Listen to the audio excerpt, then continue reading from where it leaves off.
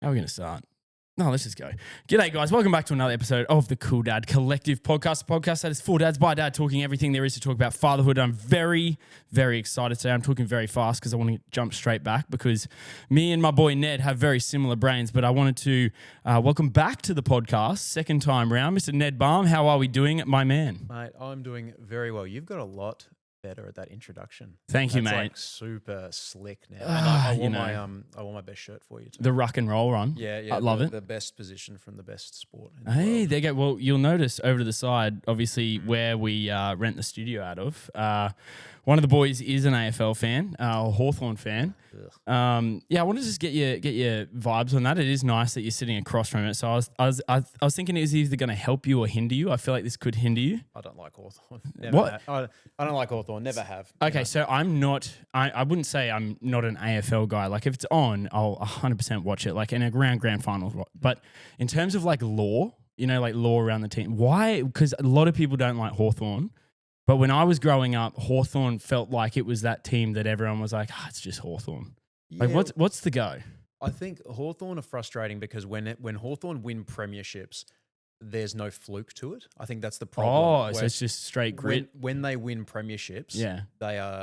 they tend to be dominant teams winning premierships. Like Buddy Frank. Did Buddy play for? So, Yeah, okay, cool. So like they have their 08 and then they have their three-peat shortly after. It's one of those things where nobody can deny in that period of time that they were a great team. Whereas a lot of other teams who win premierships, you can kind of be like, flash in the pan. Like it's one of those things where if the Broncos fall off this year, in a few years' time, you can make the argument of like, oh yeah, they were just good for a year. Yeah. Whereas Hawthorn, It's kind of like the Panthers. Yeah, pretty much. Yeah, So okay. traditionally, when Hawthorn win their premierships, they win lots of them. Yeah. Okay. So they're just okay, I get it. I get the hatred now. Exactly. Whereas Collingwood is Collingwood's a different kettle of fish anyway. But like Collingwood, conversely, they'll win their premierships, once every 10 years. Once every, it used to be once every 20 years. It's like once every 10 years.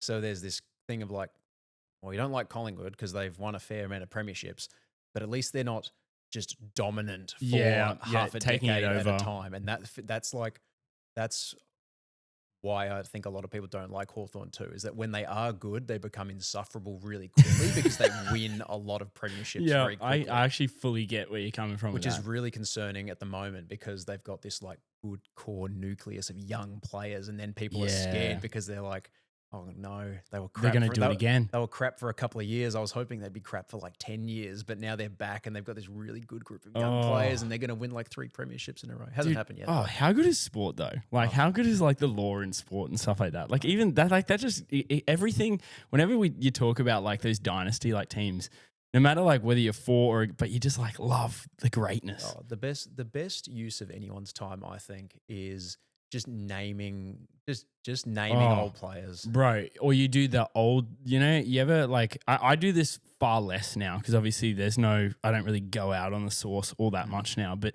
how good was it coming home and you'd always put on like sports highlights? Mm-hmm. It's such a universal thing. Like, and it's really funny when I think we all started looking at it, like all the blokes are like, hey, do you guys go home and watch sports highlights? And it's like, yeah. Formative years in Australia is watching Tim Webster host Sports Tonight on Channel 10. Yes. Like, okay. Yeah. There's something you've unlocked. Yeah. Because you'd get to the end, and then this was like before a lot of people had like Foxtel, and obviously before streaming and stuff. Yeah. So like a lot of the only ways that you were able to see some of the best highlights from It's around on a TV the show, world, right?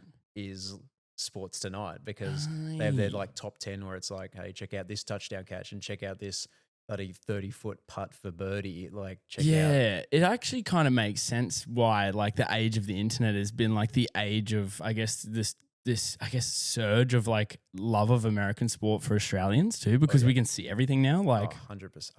Yeah. Like that's, I've seen that like first and foremost, obviously growing up being a massive American football fan. Yeah. I wasn't able to get jerseys unless the club that I was playing at in WA put in a order form to America. Like physically sent it away. Sent away That is an order wild. form, and it would be like, these are the jerseys we have to choose from if you want a legit, authentic NFL jersey. These are the ones you have to pick from. No requests. That's crazy. These are just what we go off. Yeah. And then you'll get your jersey in about, 6 to 8 weeks. Yeah, and it's all like paper done and oh dude, I like some of that stuff is so like are you obviously we do have to talk about our kids.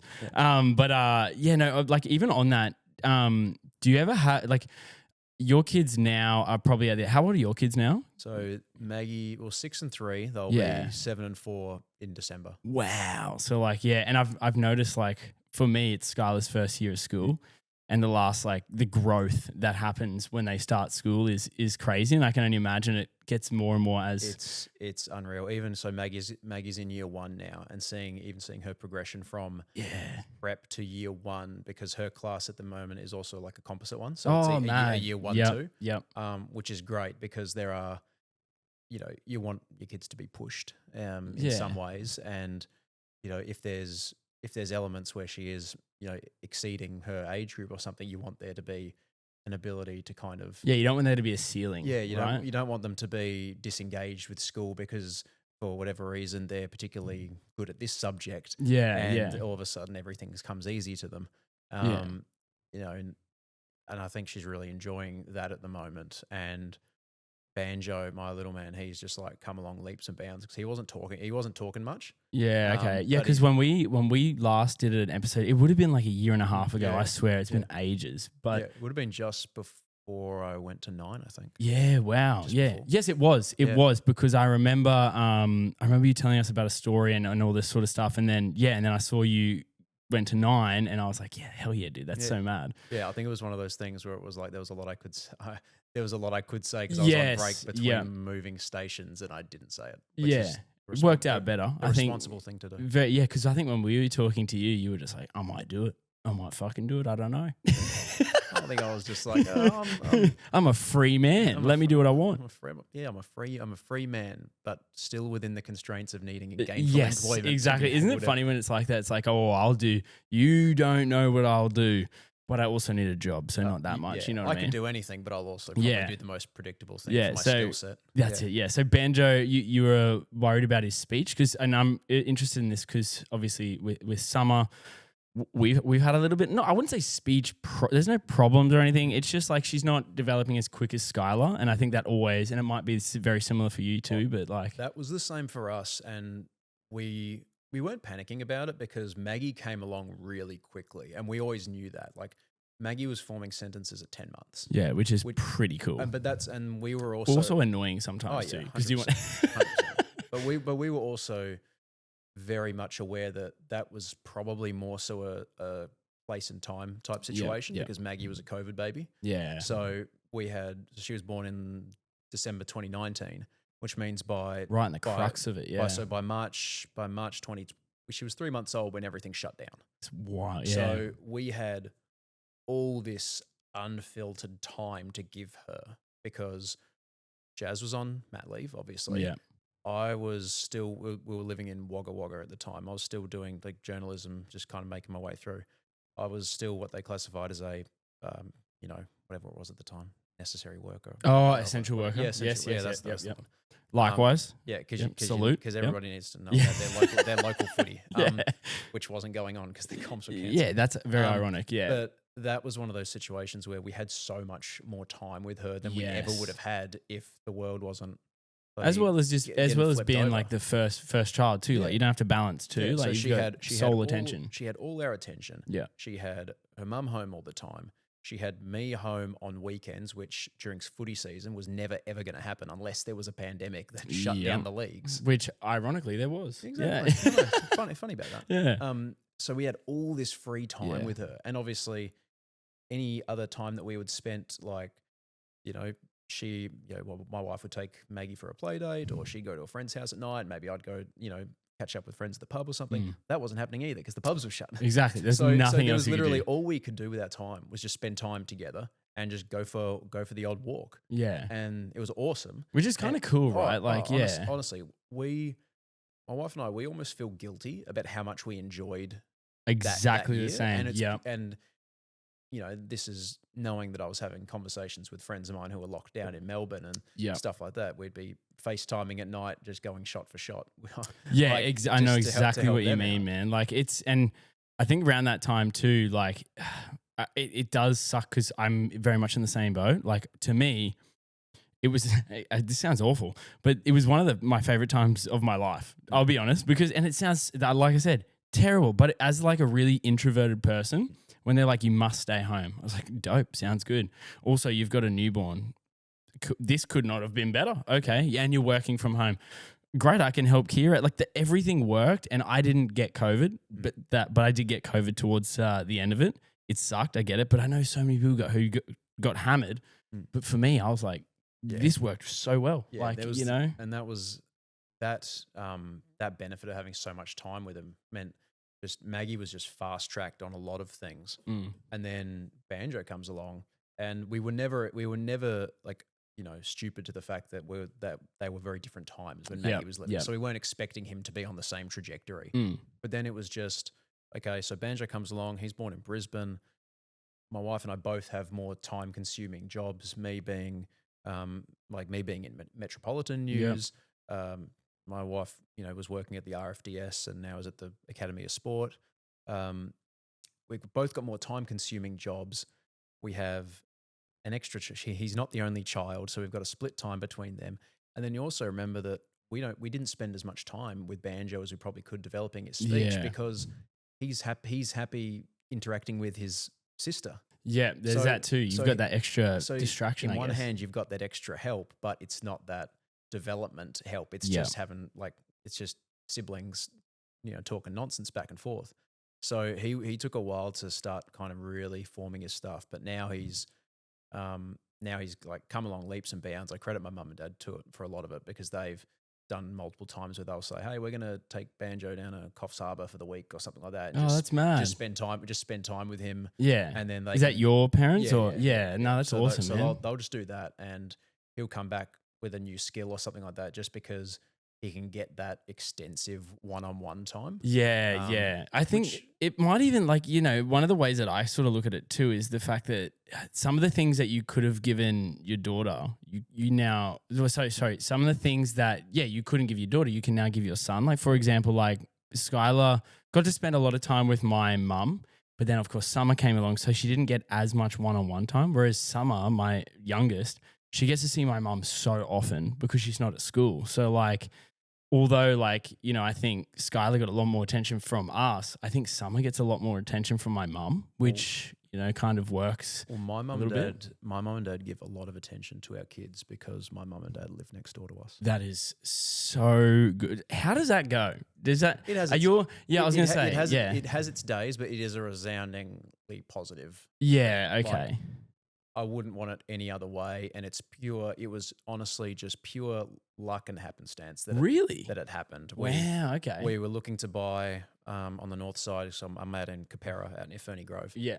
And bought this place, and we're on this, also clarification, bought the place with significant help from the bank of mum and dad. Hey, you know what? Respect for saying that. Yes, good job. I appreciate that. I'm not out here trying to pretend that we... But also, ourselves. You're not going to say no for help. We did for a long time out of pride. Yeah, no, don't worry. We're getting to that point. But then it just got to the stage where it was like, we got the Olympics coming up. Nothing's going to get, nothing's going to get. We are, trust me, well out of our element. But it's just like, okay, whatever. Had to do it at some stage. Yeah, you got to rip the Band-Aid off. Yeah. Anyway, keep going.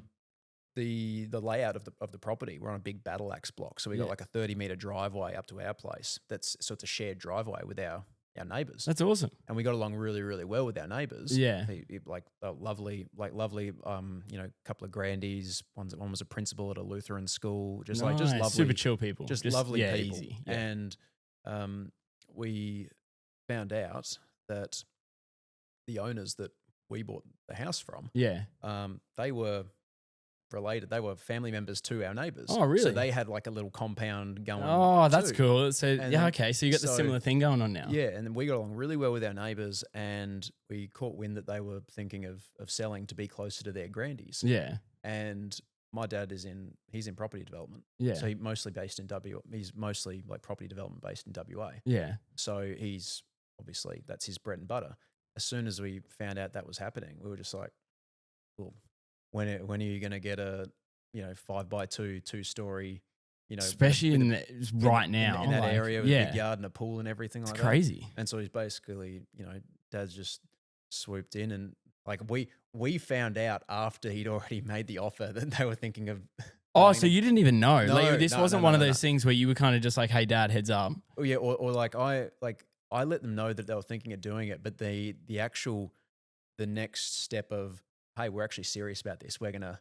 Was he buy just? it. There was no consultation. Of was there like a moment with you and your missus that you're just like, "Wait up, what are you doing?" Like, was there a little bit of like apprehension at first? There was a bit where it was like, I feel like we should have at least had a bit of a discussion. Yeah. But in retrospect, like that lasted all of a day. Yeah, because I was thinking to myself, like, listen, it is not my position to tell someone where they can and can't live. Absolutely. And if you have like an ideal house come up where it's like big yard, pool.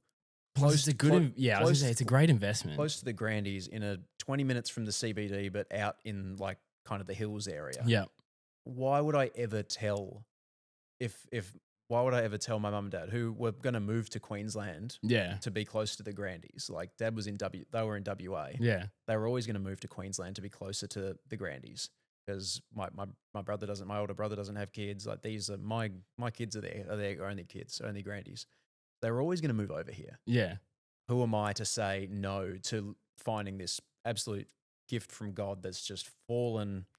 Yeah, exactly. It's one of those times where you're just like, if you said no, it would be silly, regardless of where you stance on it. It's just like, it's just a good idea. Oh, and it's just, and especially if they're willing to like put in the time to help too. You know what I mean? Like if they're willing to actually be there and be like, we'll take them. It's going to be so much better for you to just, I guess, have the time to focus on like, like when you're not having to be like, I've got to like book this in. You can just be like, hey, spare the moment. Can you do this? Yeah, and it's and so much. they live for the Grandies, and we just have a good relationship going on where they can help with the kids, and I know that I'm there to help them in whatever thing they need something for. So for example, mum's 71, Dad's 65, like. Okay, Mum's not going to be able to help Dad move. Yeah, so fair. Mum's not going to be able to help Dad move a cabinet up the stairs. Very true. Cool. That's me. You're there. That's my doing. And you don't have to book in a day of, hey, can you come help me move some stuff next weekend or something like that.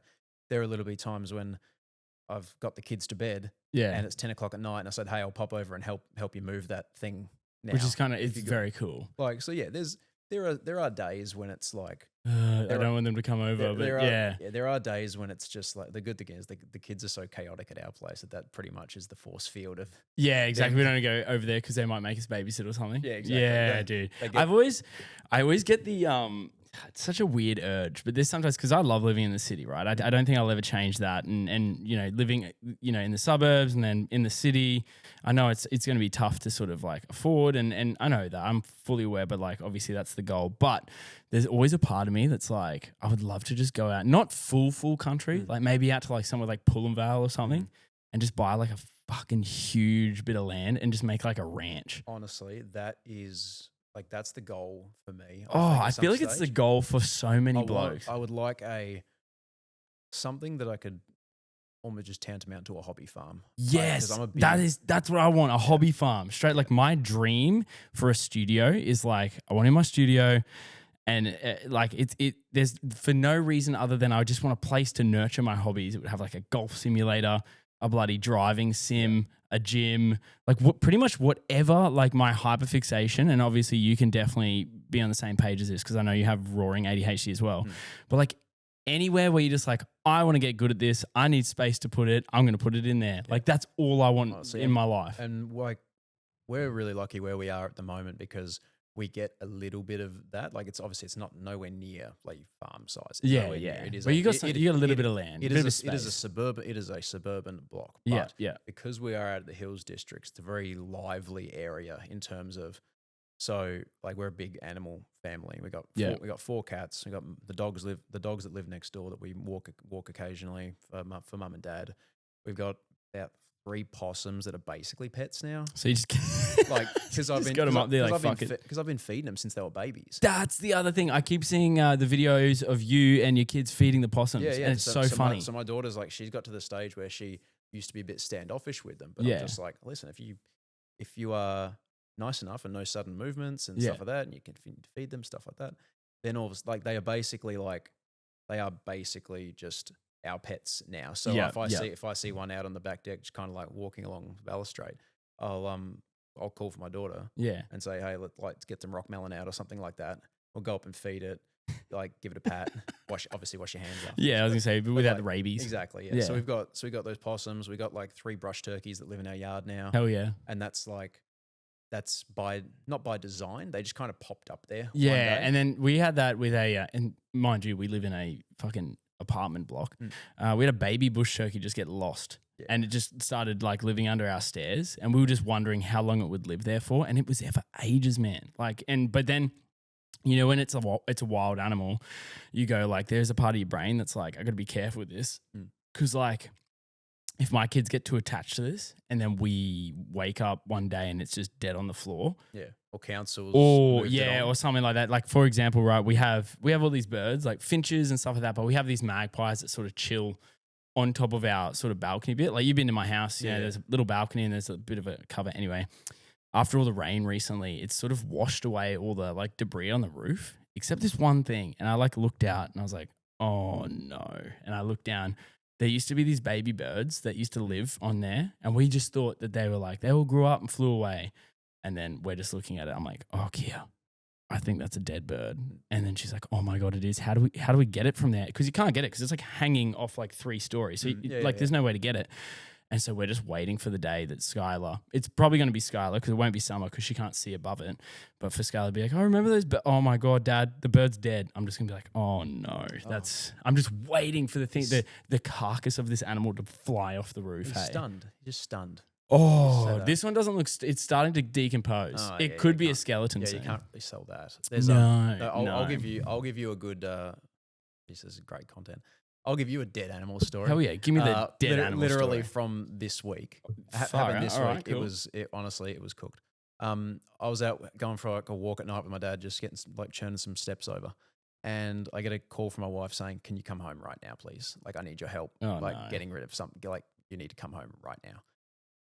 So our cat Fred, who's like the dumbest dude in the world. He's one of those exotic short hair, the flat face, huge eyes. Like the ones like the one cat. from Stuart Little. Kind of? No. Can't remember the last time I saw Stuart Little. Like, that's a niche reference. I'm sorry about that. I think easiest way to describe it is grumpy cat. Yeah, like the squish face. Yeah, squish face. Okay. So we got 2 of them, and Fred he's the dumbest of them all. Yeah. So apparently I get home, it's like, so he's thrown it up. Okay, well, thrown what up? I look down, and he has thrown up a red belly snake. Oh no! Like one of the most venomous. Like a baby or a proper fucking good size. Shit! I don't even know. Like, that's terrifying if you have kids too. Yeah. It's like, and I don't know if it's stunned. I don't. Just quickly for the American listeners, that's a big deal. We talk about a lot of American listeners. We talk about like Australia filled with snakes and stuff. This is one of the ones that you're like, fuck, don't touch it. Anyway, isn't like a python you can kind of look at and be you're not going to do anything. You're not threatening. You're not going to do anything to me. It's like bees and wasps. Yeah, that's a wasp, bro. Yeah, it's like red belly will kill you. Yeah, and it's dead red belly just sitting. But I don't know if he got into a scrap with it. I don't know if he killed it. If Fred killed it, if he's been bitten, I don't know. Fred's a savage. You should call it Fred Durst. He's fight stuff. Yeah. But he just like, honestly. So there's a dead red belly sitting, and I'm like, is it a really red belly? I'm like turned it over a little bit. Oh yeah, that's proper. Right there. And all I can assume is that it was killed by a bird because there were like 4 different. There were 6 different chunks out of it, and then Fred just ate it. And I'm looking at it. I'm thinking like, so did he like slurp it like a noodle or? Yeah, dude. I genuinely look at this cat and I'm like, how did you fit that snake in your? Because it didn't have it. It wasn't in pieces or anything. No. That's impressive. But it had like little bits taken out of it, and then so Fred's just sitting there looking like the dumbest thing in the world, right? And then I bag up this. Dead killer snake. Yes. Killer snake. Get rid of it. All that kind of stuff. Mop up the floor. Everything like that. And then I take a moment on the couch to just sit down and decompress and all that stuff. And I get up off the couch and I walk back into the living room, and I just like I was just stood there.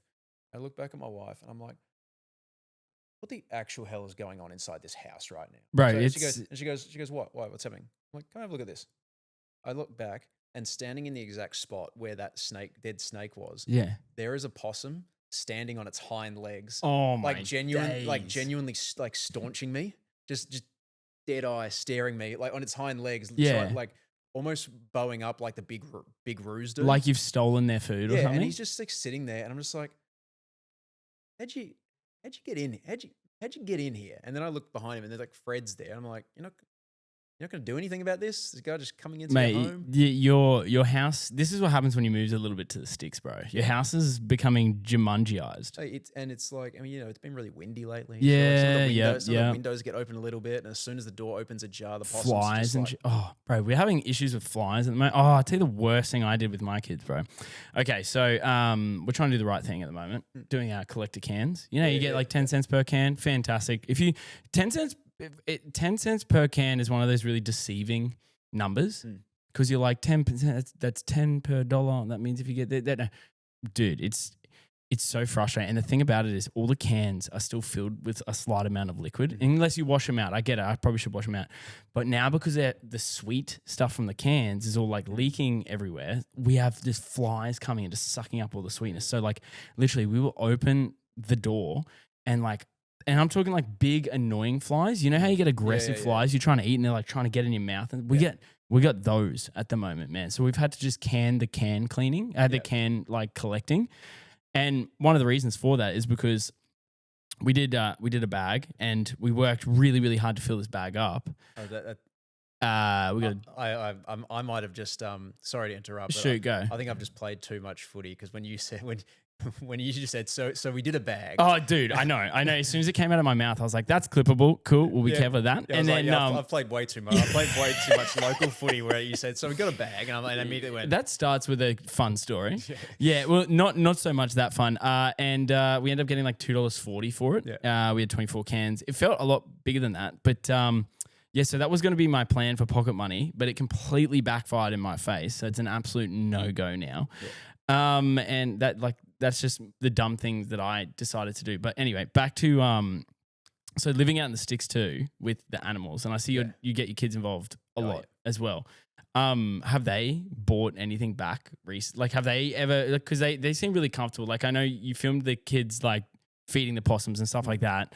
They seem very like well versed in the matters of nature. Have they sort of done anything yet where you're like, hey, no, don't do that, don't do that? They're pretty good. My son every now and again will go and like try and whack a cane toad, but that's not frowned upon. I feel like it's a rite of passage, like the old golf club. Yeah, exactly. But it's one of those things where it's like, I don't know if he's old enough to distinguish why it's good to whack that animal and not whack other ones. Yeah, so that's a really odd conversation to have because we have like obviously we got a family dog as well, and our daughters like I don't know, our daughters aren't like normal dog people. Like we're very much like our dog is the dog. You know what I mean? Like, and that's not like I love my dog. I love Luna, but I know I'm well aware that she's a dog, right? So like if she's like, I'm hungry, it's like, too bad. You got food. Go. I'm not going to pander to you. Yeah. You're a dog.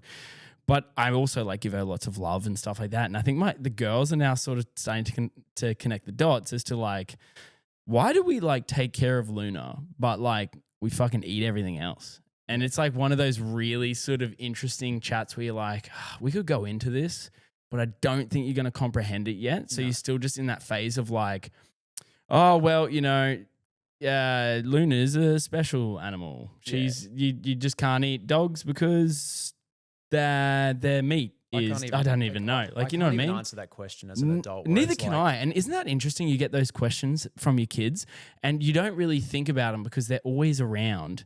But you're also just like, that is such a complicated question. And it always happens late at night. Oh, and there's levels to all of it where it's like I will just dismantle a chicken and eat so much chicken every single week. Yeah. If you said, "Hey, would you mind going to kill that chicken so we can eat it tonight?" I'm like, "Oh, I don't know if I can, man." I don't think I could bring myself to. I don't think I could bring myself to kill that chicken just to eat it. But if someone was like, "What about this pre-killed chicken. I'm like, oh well, in that Well, that's case, fine. It's different. I don't need to see that. It's And already, it's already. I don't have to have that on my conscience. yeah, and I think that's an interesting one with like we're having that with like this is a tough one because I don't know where I stand really fully on this one. Okay, so Skylar has a couple friends that she has at school who like I guess swearing in their house isn't like frowned upon and stuff like that. And like, don't get me wrong, I could not care less about swearing. I swear like a sailor, but I also am just conscious that I know I don't swear in front of my kids ever. Like, and neither does Kia. Like, we don't swear at all at home.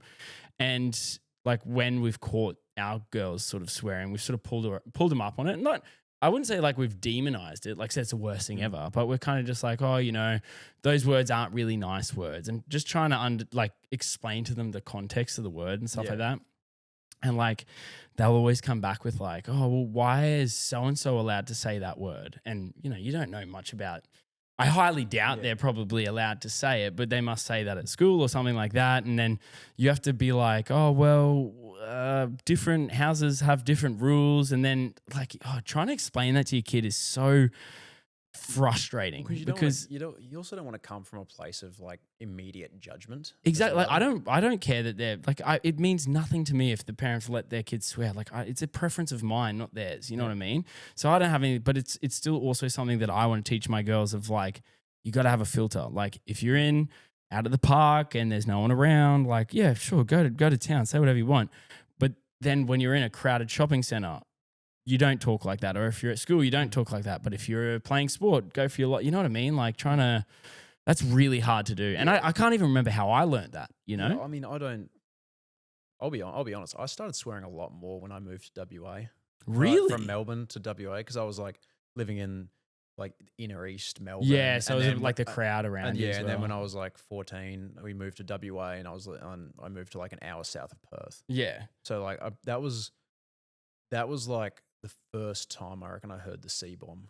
Yeah. I reckon was when I moved to WA. Really? Yeah. Wow. Which was very confusing because it was like used as a term of endearment, and I'm like, I don't know what's going on. Yeah, and it's hard to differentiate when you're younger like that. You're like, is that a good thing or about like, you know what I mean? Like, and that's a funny word to get thrown around. Like, honestly, you know what I mean?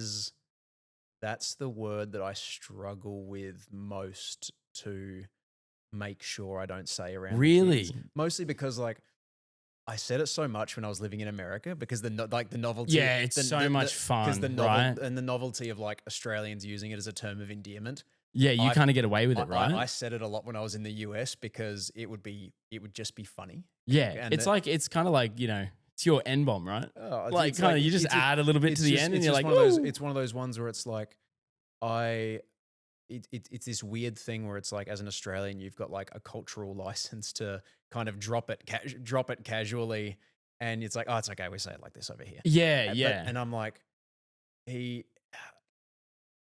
a really hard one for me to like make sure I definitely don't say, because most of the time it is in a good. Yeah, I know what you mean. Or if you're like this, you know what? Like, you know what I mean? Like, I get that sometimes too when you get a little bit, I don't know, you get a little bit too comfortable too. Yeah. Like, I found that as well. Like, he's such a. Yeah, yep. But like, you don't, it's almost like one of those things where I feel like in that context, I say it when it's like, hey, I could go on for like 20 minutes on this guy. Yeah. But I don't want to waste any of your time. So we'll summarize I'm it just right going to now. say he's such a, and that's it. And that's like, they're the ones that I have real trouble with sometimes. Like I don't think I've said it in front of the kids before, but I've definitely nearly said it. Yeah, like you catch yourself. And that's one where it's like there's no coming back from that. Once they say that word at school, like teachers will forgive an F word. Yeah. Like they'll forgive like a lot of words. Like I feel like if they say the C bomb, that's immediate, because it stands out. That's immediate. Call the parents.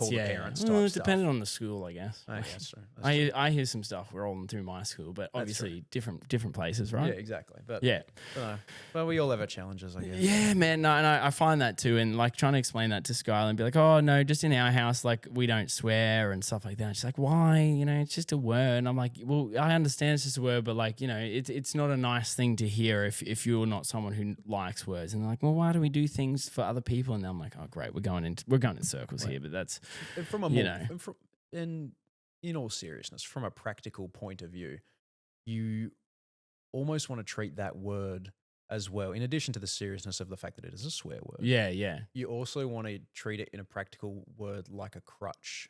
When people say like a lot, when people say Yes. a lot, Yep, yeah, there's yeah. a lot of people who drop the F-bomb a lot Oh, as a bro, I know. as a conduit to like the next thought in their sentence. And they don't realize it too. It's kind of like that situation where it ends up being like or like. Yeah, And then that's their that's what rolls them into the next part of their thought. And yeah.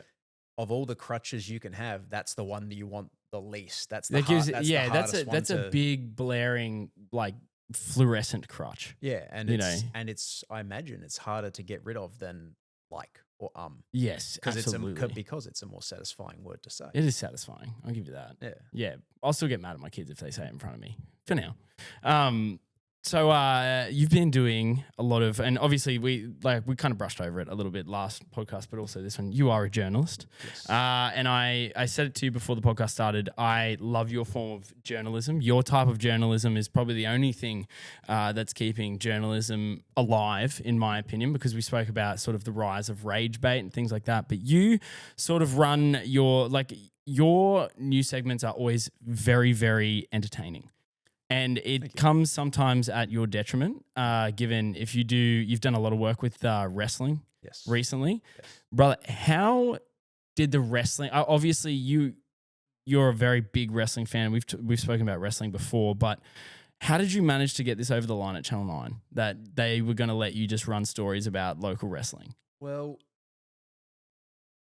so wrestling's always an interesting one because Wrestling is great. Wrestling is one of those ones that traditionally has always been the hardest story to pitch. Yeah. It's just because it requires a lot of context. It requires people to, do you know what the industry is like? Do you know that it's thing?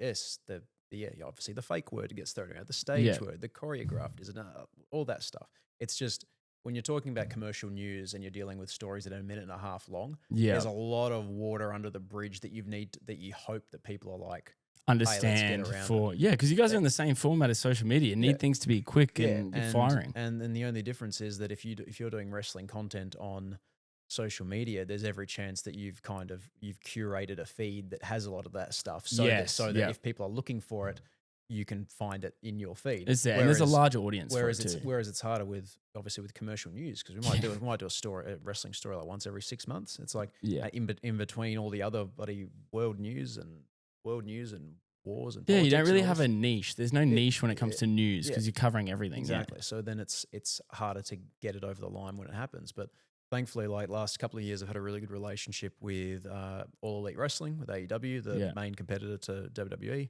Obviously, they made their Australian debut last year, and they came to Brisbane, which was a massive surprise at the time to me, which is awesome. One of the best nights I've ever had at a wrestling show. And I've had a really good relationship with them going forward, which is great because they've got a lot of outstanding Australian talent. Absolutely, just incredible. Like Toni Storm from the Gold Coast, who's just she's an absolute gem. For my money, the best women's wrestler, arguably the best wrestler. Dude, everything she's doing is, especially in like pushing the hardcore stuff back. Like I remember I was lucky enough to help with the production when the boys from Bloody Brilliant Beers interviewed her in the Big Show. Some of the stories, even off camera, just telling some of the stories, man, it's fucking so cool, man. She's an absolute gem. And like her, Kyle Fletcher from down in Sydney, just so like obviously Buddy Matthews, who was in WWE, he's in AEW. There's just so many great stories that come out of Australian wrestling. And one would say the women's division across multiple, it's owned by Australians. You got Rhea 100%. Ripley in WWE and Toni Storm in AEW. That's that's insane. And just seeing like Rhea Ripley's evolution over the past 10 years has been crazy because she was always like, like big, broad, jacked, strong, everything. But, like the Australian accent for a longest time has sounded very kind of unnatural in wrestling. But we're getting to the stage now where we've got so many good Australian wrestlers that the Australian accent on a wrestling show now kind of just sounds like, the British accent. It just sounds like exactly. It feels like it's there. It's different, but it still feels like it belongs there. Whereas like 10 years ago, it's like the Australian accent on a wrestling show sounded jarring. It was like, and you would almost be too judgmental and say, oh, geez, they're not very good at promos. It's like, no, they've just got an Australian accent and it just sounds like different. Yeah, or Whereas- even like character development. Like if you come in, 10, 20 years ago, you go into like wrestling, they make, if you were an Australian wrestler, they would make that your personality. Yeah. Like you'd probably fucking be, your storyline would be like, right, mate, your character is, you're a spoof of Steve Irwin and you're going to run out with a fake crocodile. And then Santino Marella is going to beat your ass, and then you're going to go back, and it's going to be funny, but that's it. And then we'll call you in. You know what I mean? Like they would make a mockery of it. Whereas now it's like, and the thing is, they're like, the good thing is that like there's always going to be the place for that. yes, Because absolutely. I love, and actually like Outback Adam is a local wrestler from Queensland who he does a lot of that stuff, and he is hilarious. And he, like, I took my kids to the last show, and they popped so hard because he like. There was this ongoing just battle for this genuinely for an inflatable crocodile. And and there's always going to be a place for that, which is great. But it's so cool that now in wrestling, like as a whole across the world, that Australians are just taking it just by the scruff of the neck and being like, okay, this is we're the best now. Like we're the best in our field. So like AEW, especially who I've done a lot of work with, just because they've been touring the East Coast over the last couple of years. They did Brisbane last year, then they did 2 shows, one at Sydney this year, and then the day after they came up and ran a second show in Brisbane. That's mad, which is awesome because I took my mum to that show. Oh, really? And how was that? She loved it. Front row seat. Did you get involved in any of the shows? I swear you did. No, not in AEW show because that's too. I was gonna say I wasn't sure whether they like sort of brought you in from the side or whether it was like one of the local promotions. Yeah, no, it was so Pro Wrestling League. Yes, that's okay. Cool. Pro Wrestling League. I did a segment last show, which has ultimately led to what will be my in-ring debut. At the next show, June 20. Where is it at? It is at the Kedron Wavell RSL. Hell yes, dude. That is Kitty the Hawk best. Drive in Chermside. I would say go get a ticket, but it's already sold out. Fuck yeah, dude. Thank you. I'm 2 for 2 at the moment. Let's go, dude. Both shows that have advertised me. Yep. Sold them out. And we won't talk about tickets, mate. It could have been 100,000. We don't know. Well, we're not going to disclose it. You can only work within the venue that you have. Could this have sold out Suncorp? Maybe. We'll never know. Maybe. I guess we'll never know. We'll never know. I guess we'll never know. Yes, I'm making my in-ring debut. Are your kids coming? Yep. Fuck yes, dude. Yeah. That's me. The funniest thing about the last show is that I was just having a lot of fun with it, kind of just being a bit of a dickhead. Yeah. And like the old wrestling saying is, like don't work yourself into a shoot. Don't get so carried away that you think it's all real. Man, my mum worked herself into a shoot. Oh, because really? she heard this whole place saying Ned's a wanker. And That's she was like, so great. She was like, don't talk about my son like that. Oh man, she's like, they were saying such mean things. I'm like, that's the point. Good. Great. Yeah. You're like, great, and they're having fun doing it. And long story short, I bit off more than I can chew, and I've ended up signing a contract to appear in what is called The Purge, which is I saw that. It's a 2-ring, 30 participant rumble. Dude, I think it's gonna be so much fun. What's gonna be your shtick? Like, what's gonna be your thing? You're gonna walk out in like a real loose suit, microphone. I'd be lying if I said I hadn't thought about the journalism themed gimmick for. It would be kind of cool, but there was a friend of mine back in Wagga who was a journo as well, and we went down in 2018. We went down to Melbourne to watch the New Japan show when it came to Melbourne, and we were like, there's your famous stables. There's the Bullet Club. There's the New World Order. Like, what if it was the Bulletin Club? Yeah, it's just all journos. And the News World Order. And yeah. It's just journos, Dude, it could be sick, and you could base it off the whole storyline with Anchorman, how they all fought. Yeah. And they were just the supreme team. Watch this space. I'm not going to wow. Watch this space. But I like the idea of the gimmicked evil journalist who just if he loses a match, he just shows the vision from a different angle and just doctors it to show that he. You could do a lot of promos based on the journalism approach, man. And then even down to being the journalist approach, you could even do fake press conferences. Well, see, I've been working closely with the current PWL openweight champion Zeke Andino. Very cool. Love you, Zeke. Shout out. He's currently wrestled in Adelaide last night. But we've been we've been doing a lot of great work together. He's been helping me in the ring. I've been helping him just mentoring. just mentoring Yeah, because absolutely. I see star power in him, And you would know star power. You yeah, are 100 amongst the stars. 100%. Yeah. Like I've been working a lot with him, and you know I cannot tell a lie. So when I say I see star power, I you know Yeah, you got to call it out. I mean it. And So, it would be a shame to waste the star yeah, power, dude. and the good thing is I can only assume that June 20 is going to go perfectly swimmingly. Yeah. I'll throw 29 people over the rope. It'd be light work. Over the rope. Do you have your entrance music sorted? I do actually. Is it the old school 9 News? No, I don't know if that would pass legal. Oh, true. I Yeah. don't know. Yeah. I don't know. These are the joys we run into. Well, they say. So I was listening to a podcast. Who's the podcast? I think it might have been they were talking about. Who were they talking to? Oh, it was a Cody Rhodes did a podcast with Matt and Shane Secret podcast. So Shane Gillis and Matt McCusker. Anyway, and he was talking about anyone can do the shtick, but whoever makes it stick is the one that they attribute the creator to. Yeah. So like, for example, there's so many different things. And you could potentially own the shtick. I think it's a strong gimmick. I think it is. But I'm not. I do have a song, but I'm not gonna say what it is. No, don't say just it. because I don't want I don't want them to be like, hey, if you're gonna use our song, then we even for a small show, it's like, hey, if you're gonna use our song. It's like it's easy to ask for permission than forgiveness and permission. Exactly. I'll give you a hint. This will whittle it down to about 250 potential songs. Okay. It appeared on a Madden soundtrack. I've got no fucking clue. I've never played Madden in my life. Damn it. Awesome. Good. I'm going to Google it though. Good. I'll Google it. Which Madden song would be best suited to an up and coming wrestler? And just put it in ChatGPT. Yeah, exactly. See what happens. Because that'd be an interesting question too. Madden 04 soundtrack was the best though. Oh, so is it from there? It's not. Okay. I just checking. I always think about what my wrestling like. No, it's actually a standout song from one of the recent games. Yeah. Okay. But yeah, no, trust me, I would not get anything through from Madden 2004 because that was when they licensed big. That was acts. when it was like peak. Hey? Like that was when they. That was like FIFA 07. FIFA 07 was like very good soundtrack. Well, they just. Yeah, I wouldn't survive if I tried to use one of those songs for licensing alone because like Madden, since they put it on YouTube. Madden 04 had Blink 182, Madden 04 had Outkast, had like dude. Had Jet were in there. That's crazy. Jet surprisingly pop up a lot in different areas, right? Like surprising, like amongst like really, really like big music as well. And you're just like, holy shit, they're actually Australian. That's crazy.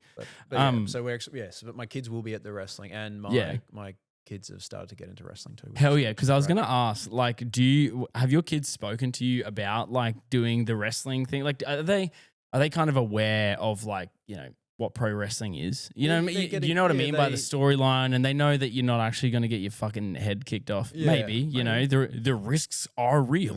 But are they kind of aware of that, or are you just kind of being like, no, I'm not going to tell them? Honestly,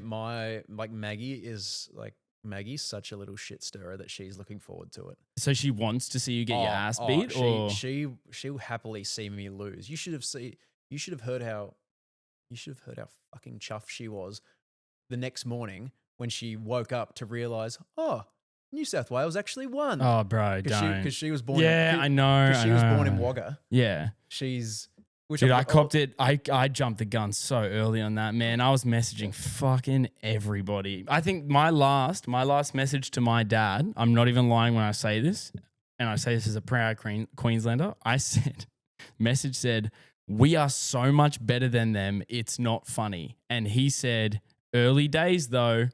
That was the last message. I sent that message to my dad 18 minutes in. Yeah.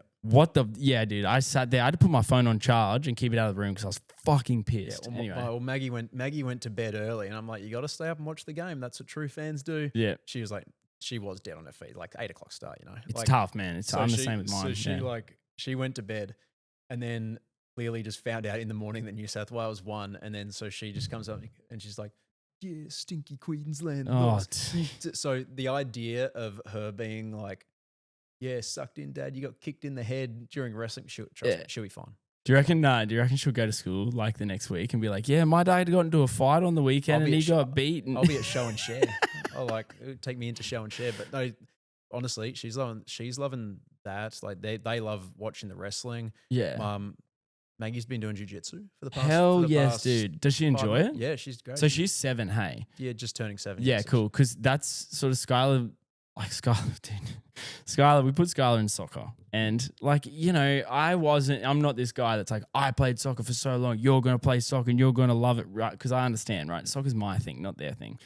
Skylar could potentially be one of the most uninterested people in football I've ever seen. Like, it is straight up I've ever seen. Like, it's tough. Not interested in it. So anyway, we're going back to gymnastics, which she does love, but I want to get her into jiu-jitsu mainly because I think it's fun, and I know so many girls do it. I think it's great. I think it's a good sort of foundation for, in case anyone, like, you know, you have daughters, you want them to be at like baseline that they could fuck. It's like I'm not saying it's the goal. No, but is there a level of comfort with knowing that my daughter could snap a man's arm? Exactly. Yeah, sure. Yeah, things like that. And so, but I also, if I put her in now at 5, like she's very like, I guess pain averse, or not even that, but like, and I know it's not like they're going to throw them in and you're going to be like, oh, you're 5, you're rolling today. But I want her to be aware that she can potentially get hurt doing this thing, and that it's a thing and no one's going to hurt you. But I just want you to be aware. I don't want it to be a surprise if it happens.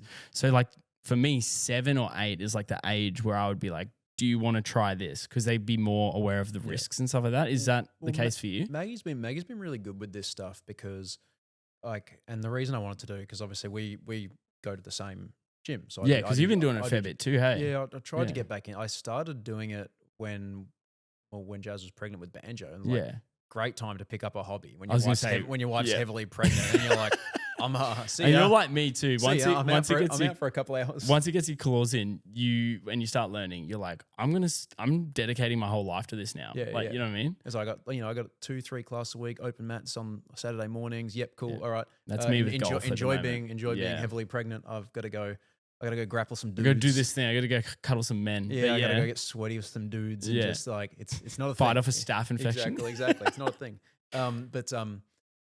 So like Maggie and I go to the same gym, like Grapple Factory over in Arana Hills. And like she's like, I'm really proud of how she's gone about it, because I think the best thing about jiu-jitsu is what I like is that my daughter sometimes can be, like a lot of kids, very awards based. Yes.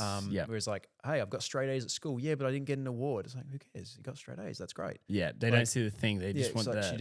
And that's the same with a lot of kids. The good thing with jiu-jitsu is it is genuine. It's so one of those, like, it is all about the amount of time and effort you put into it. There's no lucking your way into, I mean, I'm sure at some gyms there are.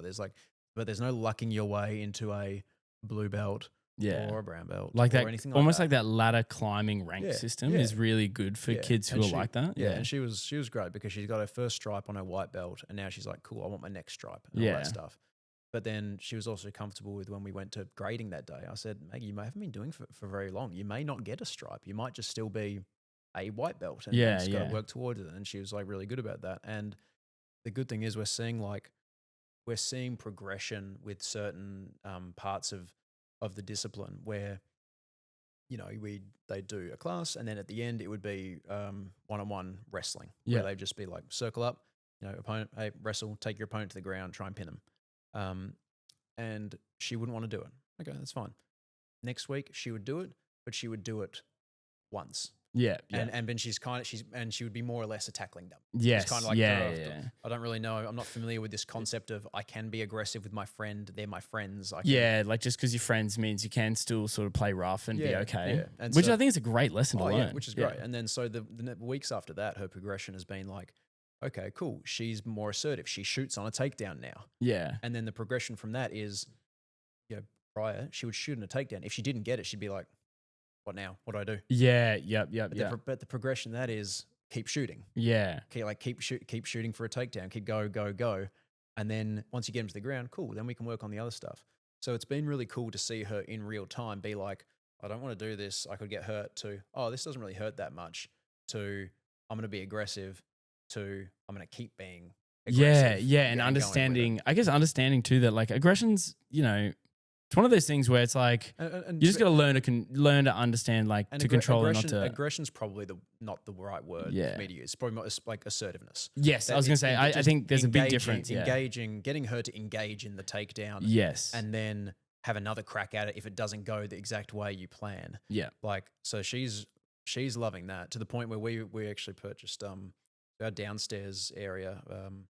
We're eventually going to make it into a home theater, but right now it's literally just like a big blank room. That was it was a playroom, but the kids have moved on to different toys and stuff now. So, so at the moment I'm kind of just making it into a little grappling studio. That's so mad. So I've got like big rollout mats that connect together. Yeah. So, so my daughter and I can work on stuff together. And best thing about it, so Banjo will definitely go into jiu-jitsu. Yeah. Because he's a little savage. Yeah. Like he is, I honestly think he's going to be a natural. He's probably watched you guys as well, and probably is just like raring at it to get it, and so get he, it going. He and his sister just like wrestle each other all the time. And for the longest time, Maggie wouldn't respond. She'd like tackle him down to Banjo, get off me. Yeah. And I'm like, Maggie, you know what to do? Like flip your hips. Yeah. Like Briggs, flip your hips, get into a mount, like get your underhooks in. And like she's just sitting on him, and then Banjo just goes, Sissy, get off me. Yeah, yeah. Like, Banjo, you know what to do. Flip your It's cool seeing them like do that. Like, does it ever end sour? Most times. No, they're all right. Yeah, they're okay. Yeah, they're okay. Like, you know, the errant kick or something might go. Yeah. The errant foot or something like that. But it's like it's great for them because it tuckers them out. It puts them in positions of adversity that they got to kind just of being uncomfortable as well. And positions where they just got to think their way through. Yeah. And it gives them something that they can both work on together when Banjo's a bit older.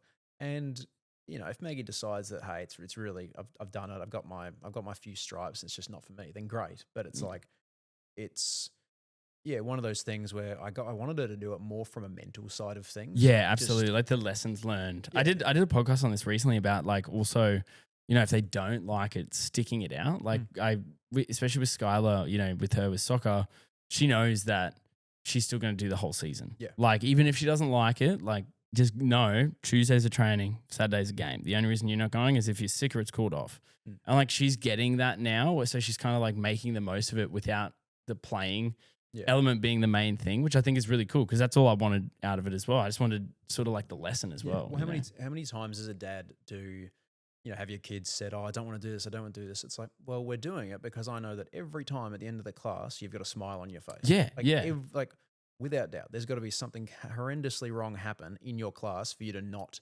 come out smiling at the other end. And that's Absolutely, and that's the same with Banjo. That's the same with Maggie when they don't feel like doing something. It's like, well, this is what's on the list today. So this is what we're going to do. And it's almost like we kind of got to the stage, my wife and I, where it's like we almost do 6 like biannual kind of just reference checks. Like, hey, where are we at with this? Where are we at with this? Could we stand to drop this dance? You know, because for the longest time it's been like, you know, it's been acro, it's been ballet. Hey, get some jiu-jitsu in there and trying to find that balance. There's a lot to do too. And like your kids, more often than not, if they're enjoying everything, and it comes down to like, you know, your money and your time, right? Like for us, especially, we're just like, it's more so time than anything else because like we've obviously got 2 and like it's still quite cheap at the moment because Summer's not in like official programs or anything like that. So Skylar's sort of getting like, she does a dance and then she does soccer, and then when that finishes she'll do swimming and then gymnastics. But then that even adds up, right? Like between time and money, you're just like, man, we can't do all of this. You have to take into account yourself as well. Like, well, you know, we're going to gym and stuff like that too. When we consider, you know, Maggie's like jiu-jitsu, it's like, okay, there's all these options after school, and okay, but she's got dance and acro and all this other stuff. And we've had conversations. It's like, well, there's an 8:30 a.m. class on a Saturday, and it's I know it's there, but do we want to make that commitment, A, not only to us, but B, to Maggie? Because we've got a rule where she can't, same rule that I had growing up, like no video games or anything during the week. Yeah. Because that's, I still put that on myself, bro. Yeah, exactly. Like she's like, so she's gotten into, like she'll play stuff with me. She'll do a bit of Minecraft, just like, we play with her cousins back online with her cousins back in WA, just one-on-one stuff, like just, which is kind of cool. Which is just more an excuse for them to just interact with each other. And then she play like Astrobot with me and stuff like that. But yeah, so then there's that. Okay, you get to the end of the school week. Do I want to commit her to an 8:30 a.m. on a Saturday class because that means she's getting back from school, she can do what she wants to do because it's it's a Friday afternoon. She can play games. So I want to start enforcing hey, we have to be in bed early on a Friday. We have to be in bed early on a Friday night because you've got jiu-jitsu early in the morning on a Saturday. It's like, I don't know if I really want that. No, and that affects you too. Yeah. Like, because I know for a fact, like, I coach Skylar's team, and there are some days where I'm just like, oh, dude, I wish we didn't sign up for weekend sport. But, more often than not, you get there. But same thing. It's like the mornings are always tough because we're probably a bit lax on the Friday. Like, because we're all tired, right? We're just like, fuck it. And like, you want Friday to have that flexibility to be able to say like, hey, it's Friday night. What do we want to do? It's like, well, let's go to the leagues club for dinner. And if we're at the leagues club, then we're not home until later on. Or hey, we're ordering pizza and we're watching the footy or something. And like all that stuff that drags later into the night.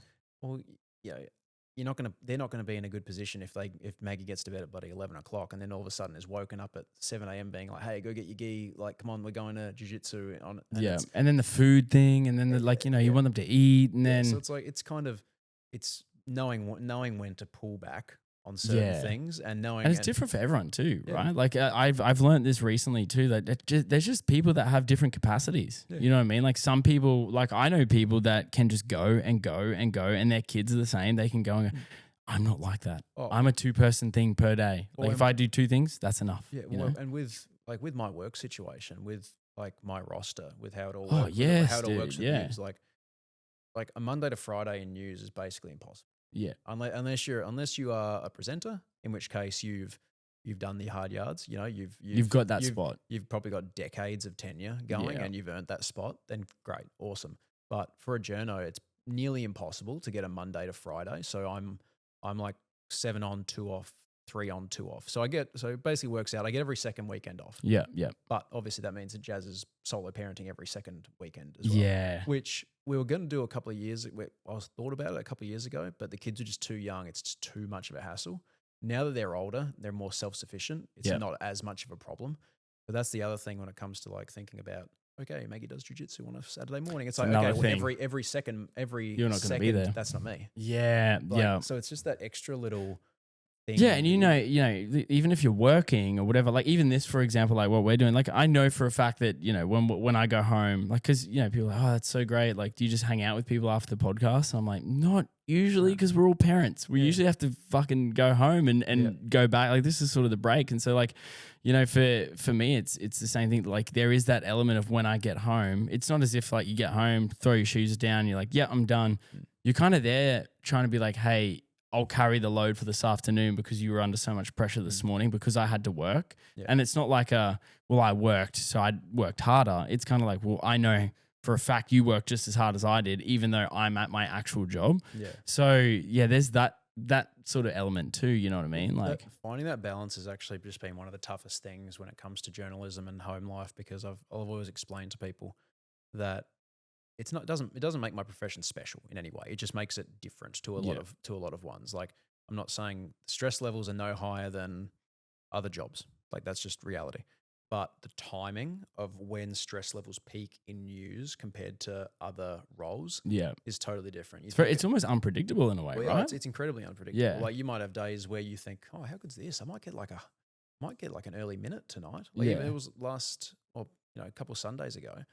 I didn't really have much on today. A couple of stories fell through. I'm like looking into a couple of different things. And then all of a sudden I'm out at Ipswich until 8 o'clock at night because there's a double stabbing and a fire. Yeah, dude. So they're the stuff. But that's news. That's what you're there for. Yeah. Like the breaking news, the stuff that happens unexpectedly, that's what you're there for. And that's actually the best stuff to cover. Yeah, I was going to say, because you don't have to make that super entertaining, because itself is entertaining, right? It's just gather as many facts as you can in the small amount of time that you have, and obviously present things as they are, and show people what's going on. But that presents the unpredictability of the day, but also just in terms of like when your stress levels can peak through work. You think of like a 9 to 5 corporate job, and I know it's somewhat outdated now because there are so many different working situations and people working from home and all that stuff. But traditionally, like your 9 to 5 job, whether it's corporate, government, whatever, a lot of your stress levels will peak kind of in that mid-morning time, because that's like Absolutely. your mid-morning meetings that have big decisions Yeah. that direct the rest of the day. That Even kind of stuff. teaching's like that. Yeah. Teaching, it's your first. If you can get through the first two sessions, the last the last two sessions, because we have 4 sessions, roll on because you're in that groove. But the first bit is like where you got to do the work. You got to like establish establish a day. Yep. So, and that's the same with a lot of workplaces. Whereas with news, like our stress levels and it all peaks at 6 o'clock at night. Really? Because that's when it goes to air. That's, True. That's when Yes, that's when everything goes live. That's when you got to have everything ready by. That's, you're editing. You might have a story that's taken the whole day to eventuate, or you might be working on a story the whole day, and then all of a sudden, this story that you're working on, this police story or something, all of a sudden, police drop body cam vision at 5:45 p.m. And you got to be over it. Which forces you to be like, oh, shit, I got to get that into the script, and I've got to write to it as well. What is there anything new in here that, or they might say, hey, I've worked on this whole script, and then 5 minutes before they say, hey, we've actually pressed charges now too. It's like, oh, I've got to change that because I never thought about that. You're working up to the live, right? You're editing up to the live too. So you've got this, unlike a lot of jobs, you've got this kind of slow lead into the day. Yeah. And then it really ramps up, and then you just fall off a cliff. Because 6 o'clock, because you got this goldfish memory where it's like, on to the next bulletin, on to tomorrow. Yeah, you can't really dwell. Hey, I mean, there's a couple of stories that obviously will linger into the next day. Yeah. But for the most part, it's a clean slate. Obviously politics and stuff is one that is kind of like continually rolling over in certain ways. But a lot of the time, it's a clean slate. And it's stuff that I've struggled with at times. How do you, not taking your work back home with you? That kind of stuff. It's so hard to do because especially with your phones and stuff like that, especially for you, like you want to be up to date as well as it's your job to be up to date. Yeah, and that's the thing. It's like you don't want to take your work home with you. You don't want your temperament or your communication to be impacted by the shitty day at work you had or something. I fully understand where you're coming from too. But then you realize that if in a different job you're in the big meeting and someone said something that pissed you off, well, that big meeting was 6 hours before you got home. Yeah. If shit hits the fan in news, just and something goes wrong with your story, that's in your head the whole drive home because it just happened, and then you're driving home and you're taking that mood right into the household. And it's one of those things too where you can't fully get rid of it too. Like you almost have this aura about you that's like irritable. I've really struggled with that before. Yeah. Like really struggled. How did you sort of get, I guess, separate? Like, did you talk to anyone about it, or did you just sort of come up with your own sort of solution to it? I talk to people. Like I see a psych pretty consistently for like just 'cause it's just good for me. Absolutely, absolutely agree. But like, there's other things I've just kind of tried to work on and compartmentalize certain things, and just realize the flow-on effect that my inability to see things for bigger than what they are. Yeah. And how that affects people really. And I'll be honest, it happened to me last week because I had a story I really wanted to get to air, and I was pushing for it to get to air, and I just had these frustrations brewing because no one's fault, just the way news is. Yeah. I wanted to get a story to air that day. There ends up being a massive bloody car yard fire in Logan that I was the closest crew to. Oh, so I was dragged onto that. Yeah. And then the next day, there's a lot of potential court stories going in. So I had to go to court to kind of look over a couple of things just to see if they were anything big. They weren't, and then I had something else. That's just the way it is. Yeah. But my problem was that like that compounded on a lot of different things, where that also fell on the same week that I haven't been getting to the gym that well. I haven't been eating very well. I've been snacking at night. There's been a whole bunch of other things. It's interesting when the flow, you identify the flow-on effect too, and you can't really disagree with the fact that you're like, I'm just not on my game this week, right? So I got to the end of the week, and I was talking to my wife about it, and it's like, was work really bothering you like that much? I'm like, no, it wasn't. Like it wasn't. It's like it actually had nothing to do with work. That was just the easy thing that I could like. You could blame it on. I could point a finger at and say, look at this. This is bloody pissing me off because I want to get the story done. This is this. It's like yeah, but there was all this other stuff that this is actually what's more frustrating you. It's just that the external frustration Yeah. is the one that you can point at and say that's the problem. Nah, I get it. That's the problem Yeah. because it's not me. Yeah. It's not the fact that I've been having shitty sleeps and Yeah, I think too, like- there's that element of like you're aware that you were in control of how you felt in this situation and how not doing those things that you usually do has affected the way that you've reacted to it. I have identified at the moment my crutch when I'm like just kind of spiraling. Yes, yeah. Right? And it's all my crutches and what I do in that situation, and I know it at the time. I've known it, I've identified it, but it doesn't make it any easier to not do when you haven't got your shit together. So there'll be times when, we get to the start of the week. Okay, I don't do my washing, whatever. Yeah. I haven't got my clothes prepared for the next day. I haven't got the kids' clothes prepared for the next day. I go to bed later than I should, which means I wake up later than I should. Which if I wake up later than I should, puts pressure on. It means I didn't get to the gym before. Yeah. Which already puts me in a bad mood because I didn't do something that I tell myself I want to do. Yeah. So I wake up late. I wake up unorganized. I probably don't have breakfast. I get the kids away.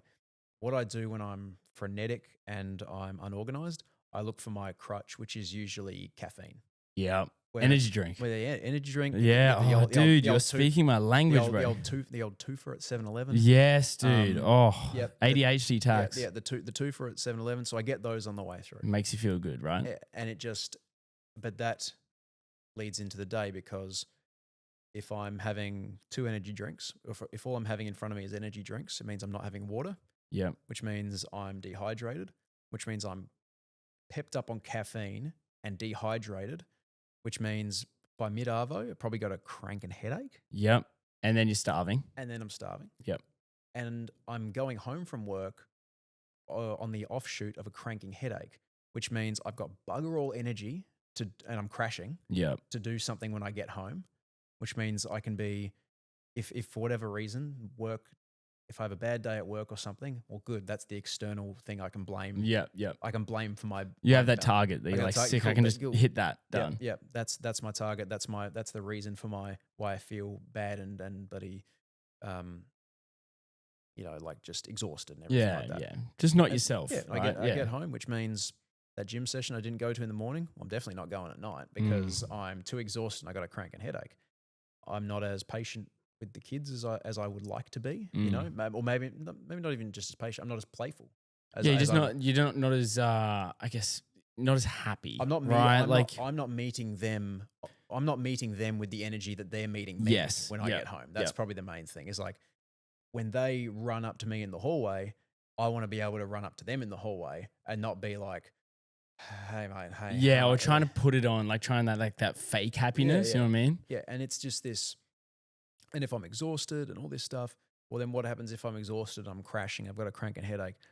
I probably fall asleep early.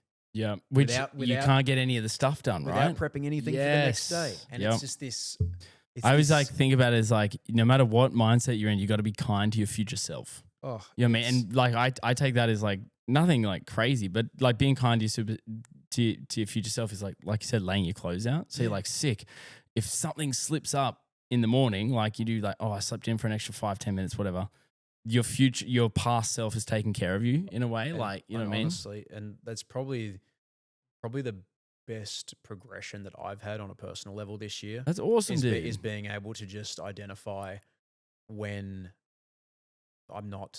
when I'm actually just like looking for those external things when it's not, hey, there's a lot of things I'm not handling myself that are really the reason for this. And there's always going to be stuff that hits you for a loop during work, but it's those things feel like sledgehammers when you don't have the rest of your things controlled. It's also like putting like, I guess, the accountability onto yourself too, like not being like, oh, well, work's the reason why I'm in a shitty mood. It's like, well, yeah, you could, like, there's nothing wrong with identifying, and like work could put you in a shitty mood, right? But it's also the accountability. And I think as guys, we're kind of all working on this in some regard, but it's that accountability of like, yes, it was a shit day. Yes, I'm annoyed, but I am in full control right now of one, where I put those emotions or how I accept those emotions, and two, not leaving it on my sleeve so that when I get home, my kids and my wife are going to suffer because I just had a shit day, right? You know what I mean? And the problem is, if you keep telling yourself